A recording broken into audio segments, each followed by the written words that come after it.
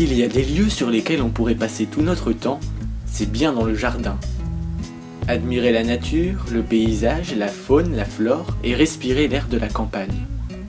Les jardins d'Ezio, association du petit village d'Étreins, nous emmènent loin de notre train-train quotidien pour une petite visite.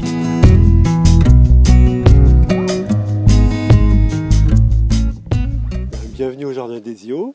Nous sommes une association regroupant une trentaine d'adhérents. On a 11 parcelles pour adultes dans le jardin et on a 5 parcelles pour enfants.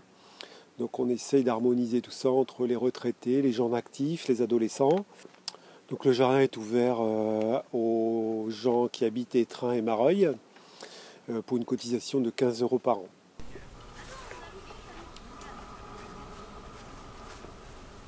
Bruno est un passionné. Les cultures sont sans pesticides ni produits chimiques. Un bon ch'ti nous dirait chez tout bio.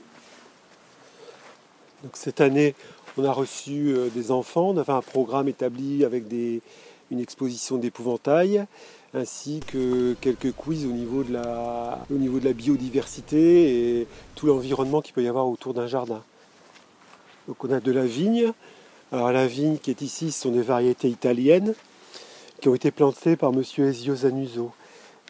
C'était lui le propriétaire du terrain. À son décès, c'est son fils qui a récupéré, qui a hérité de son jardin. Son fils étant parti dans le sud, il cherchait quelqu'un pour entretenir ses parcelles. Donc en fait, nous on s'est proposé à cette époque et il veut bien nous le laisser gratuitement à condition qu'on s'en occupe. Donc c'est ce qu'on fait. D'où le nom Jardin d'Ezio. Bruno nous plonge cette fois-ci dans un univers enfantin pour une balade rythmée d'histoire et de découvertes. Alors là, on arrive dans la cabane des copains ici. Alors en fait, quand on est arrivé, quand on a repris l'association, comme le jardin n'avait pas, les arbres et les vignes n'ont pas été taillés pendant quelques années, la vigne a poussé a poussé comme une liane, comme elle est repris ses origines. Et elle a poussé jusqu'en haut d'un aubépine qui a à peu près 10 mètres de hauteur. Donc nous on l'a laissée telle qu'elle est. Et en dessous on a mis quelques bâtons pour faire une cabane pour les garçons. Alors souvent elle est garnie d'arcs avec des flèches, avec des arcs faits avec du noisetier.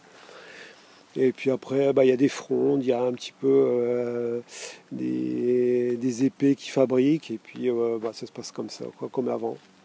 Donc là il y a Zénon qui est sur son trône. Il est accompagné de la maman de Pangu qui est une asiatique. Et sur le côté on a Artémis qui est la déesse de la nature. Donc en fait Zénon c'est le roi des épouvantails. La nuit il se balade dans les villages et en fait il ramasse tout ce qui se trouve comme déchets. Donc il n'est pas content Zénon, donc il a été affublé quand même d'un portable qu'on voit, il a son paquet de cigarettes, il a aussi des colliers en bouchon de bouteille plastique. Donc il n'aime pas comment on l'a affublé, parce que lui il vit dans la nature, il voudrait bien y rester comme il était.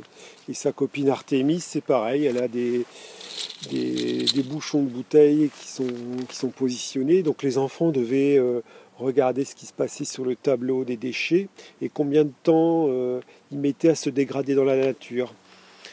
Et ils avaient une question sur le polystyrène cette fois-ci. Toutes ces petites actions qu'organise l'association ne sont pas anodines. La nature doit être préservée, le message est donné. D'autant plus qu'un petit couple d'épouvantails se mariera le 31 août dans ce coin de paradis aux allures romantiques du jardin d'Ezio.